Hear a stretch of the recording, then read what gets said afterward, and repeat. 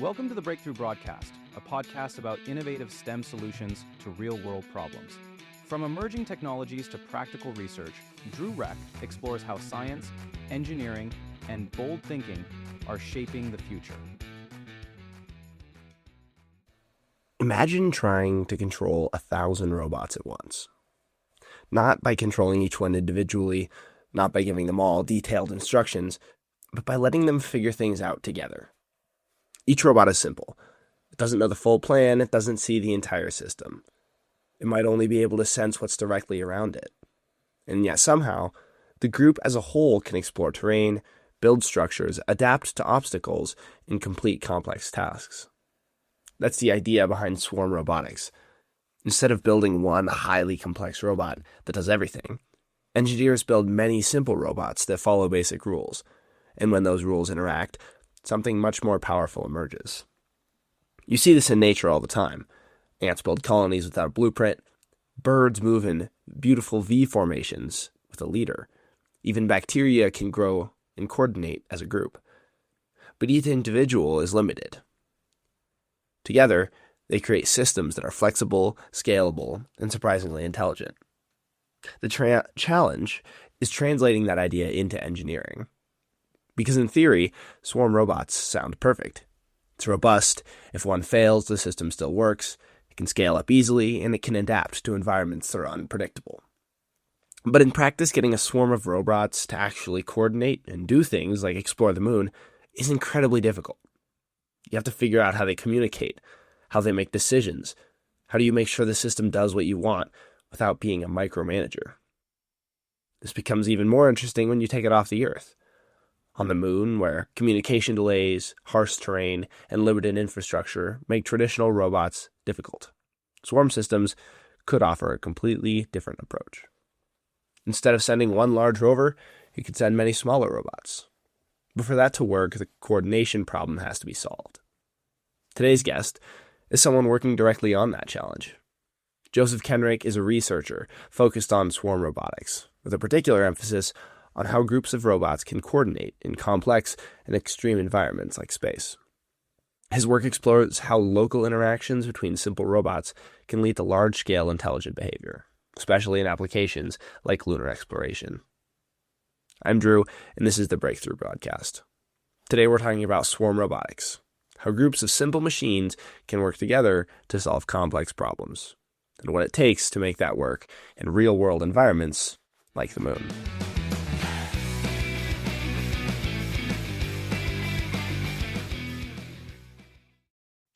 So firstly, can you explain what your main goal is in your work with robotics for space exploration? What's the problem that you're trying to solve? Well, broadly, it's about enabling a circular economy, building habitats, infrastructure on the moon and the surrounding space around Earth and everything in between to sort of expand humanity's presence um, out in space. And a part of that is using autonomous agents, autonomous robots, and having those autonomous agents work together. So the more specific problem within that sort of broader vision is sort of affectionately known as swarm robotics. And it's really about getting many autonomous actors to coordinate and accomplish a shared mission under shared constraints at a high level. So when people traditionally think about these space missions, particularly those to the moon, they picture rockets and astronauts. Why are robots becoming such an important part of these future missions rather than just sending people up like we have in the past? Yeah, great question. I mean, there's really a plethora of reasons. One could be safety. We're sending these robots or humans into really extreme environments with a lot of uncertainty. We have done it before, sending humans to the moon, that is. But where we're interested in going on the moon, which is namely the South Pole, we actually haven't sent humans there before. It's an even harsher environment, and even if we've done it before, there's still a lot of risk. So it's one thing to lose a robot; it's another thing entirely to obviously lose a human. And another reason it's generally cheaper and faster to be able to just send out rovers. Our company, Lunar Outpost, is at the point now where we can turn around rovers in less than a year. And of course, we hope that the mission's a success, but again, it's not as big of a economic impact if it's not.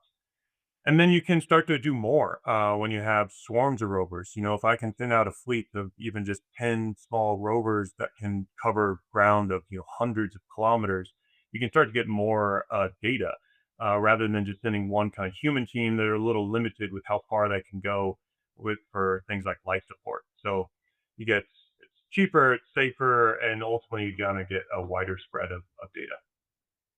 Yeah, and at the beginning of your answer there, you mentioned the technical challenges that come with sending people to the south side of the moon, sending robots to the south side of the moon. What makes that so dangerous? Uh, a number of things again. So first, you have temperature swings, right? The Let me maybe take a step back and describe kind of the geology and geography of kind of the South Pole. So the moon spins on a near perfect top. So that means if you're at pretty much the true South Pole, the sun is almost always on the horizon. We get sort of seasons and more of the sun kind of rising and lowering across the horizon because the Earth is on a pretty good wall. Because the moon's on that perfect tilt, it's again just constantly across the horizon. So if you're on a mountaintop on the moon, you could be in sun for months at a time. Versus if you're in a valley at the South Pole, there's places there that haven't seen the sun for billions of years, right? So moving a couple like kilometers in one direction, you could have 500-degree temperature swings. You also have it's really difficult lighting scenario because the sun is always on the horizon. You get really long shadows against the backdrop of space. It becomes a very black or white, high contrast environment. Then you have the dust that can be electrostatically charged. You have high radiation. The communication is poor. Again, all those peaks and valleys, you don't always have direct line of sight to Earth. So you kind of have to rely on your local mapping um, and communication to kind of figure out what's going on, just to name a few of the challenges. Yeah. So you work on systems that primarily, I'm under the impression, work with the lunar regolith. What is that, and why is it so important for building things and learning about the moon? Yeah, so lunar regolith is basically what you're looking at when you look at the moon. It's the dirt. Um, on the surface, and it's really just kind of ground up uh, metallic oxides. That's a lot of which come from meteor impacts, and so that's how you kind of get the heterogeneity in the types of minerals present there. And so it's full of things like iron, aluminum, titanium, and a bunch of oxygen. Actually, the moon is 42% oxygen.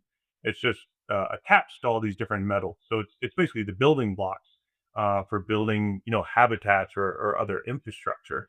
There's silicon, a lot of silicon on the moon too. So it's of interest to characterize it, to understand it, so that it doesn't disrupt our systems. Like in a rover, like I said, it can really abrasive and can be charged. And if that gets in your robot, it can, do some damage. But we're also interested in understanding it and how to utilize it, right? When you're going to the moon or really anywhere in space, there's a key concept called ISRU, or in situ resource utilization.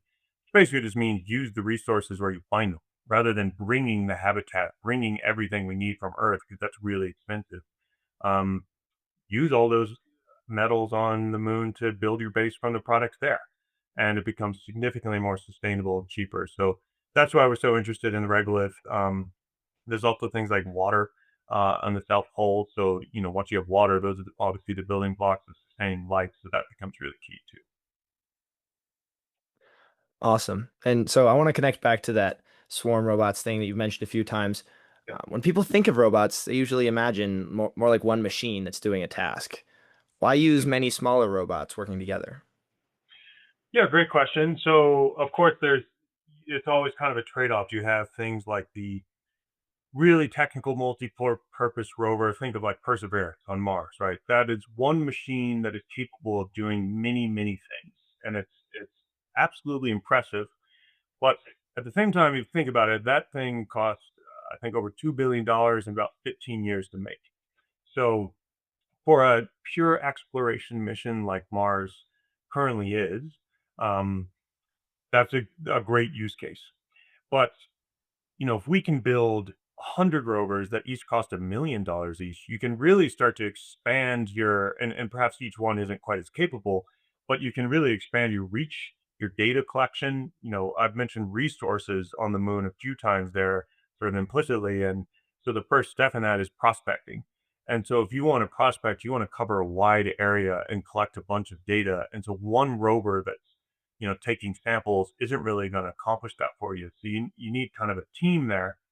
And then if you start thinking about the next stuff, okay, we want to build a habitat. Again, one rover building a habitat, even if it's capable, um, is going to be really slow and difficult. So you'd rather have specialized rovers, like one that has a robotic arm for fine manipulation, one that's just good at excavating and hauling regolith, and they all kind of have their specialties working together, just like we do as humans, right? We could think about a construction project. You don't have a handful of people that are capable of everything. You kind of have a groups of specialists that come in, your electricians, your plumbers, your people that lay the cement and foundations. And so that's kind of what it's really about, the able to do more and do it quicker and cheaper. I really like that construction analogy. I imagine one of the biggest challenges when making these swarms is coordination between the robots. How does that coordination work? Yes, it is the challenge, and now we're kind of at the focus of what I'm really studying. And so it's an interesting challenge, and there's a lot of different ways to accomplish it, right? So the most common is sort of a centralized planner, and there's some challenges with that. What I mean by centralized is basically you aggregate all of the information that each of the rovers have that they would use to make a decision in one location, in one central server. Let's call it mission control.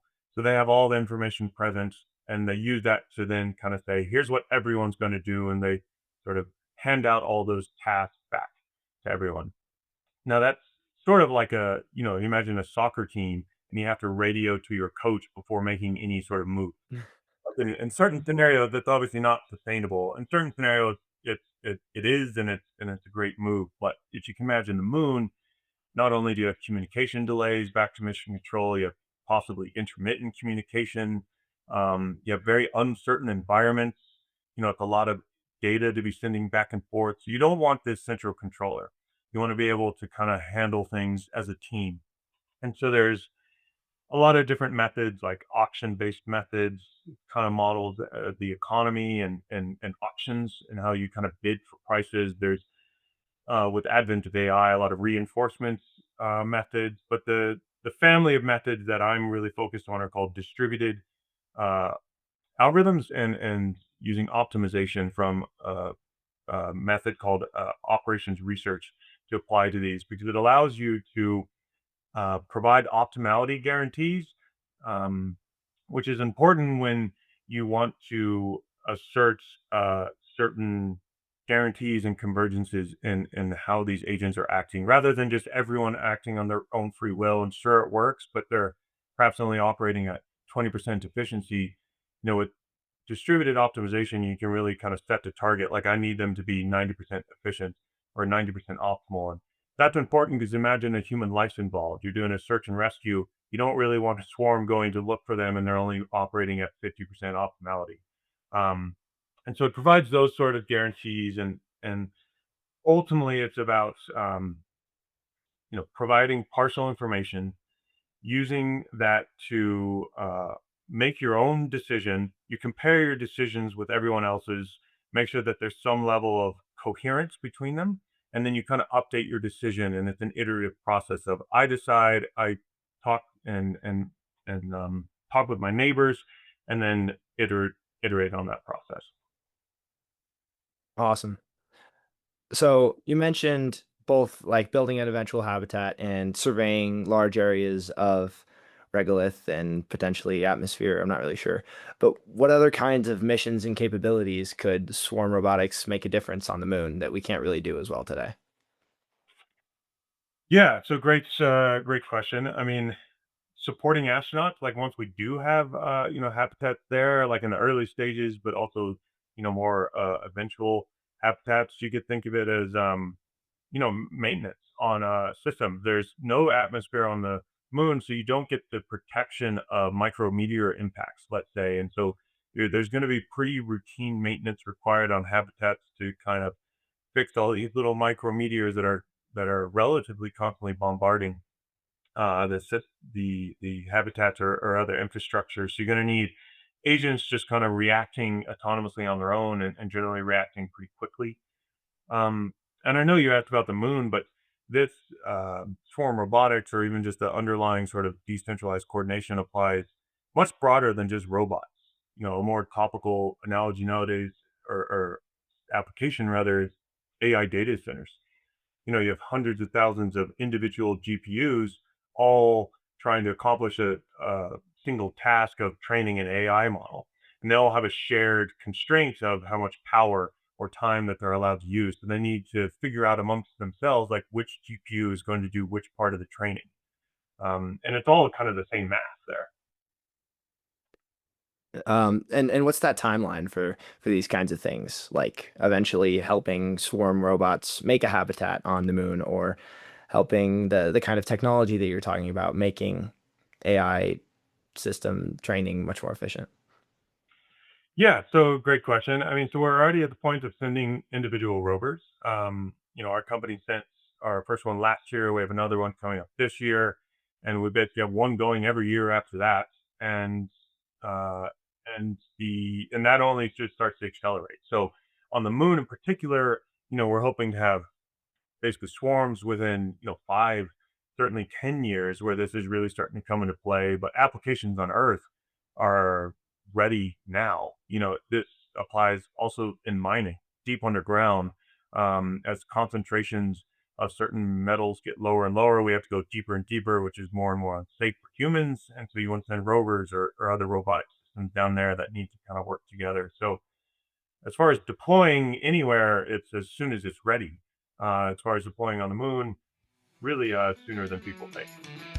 Thanks for tuning in to the Breakthrough broadcast. If today's conversation sparked a new idea, share the episode and follow the show wherever you listen. Got a question, idea, or breakthrough of your own? Reach out at breakthroughbroadcastconnect@gmail.com.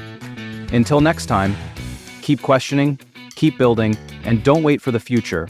Help create it.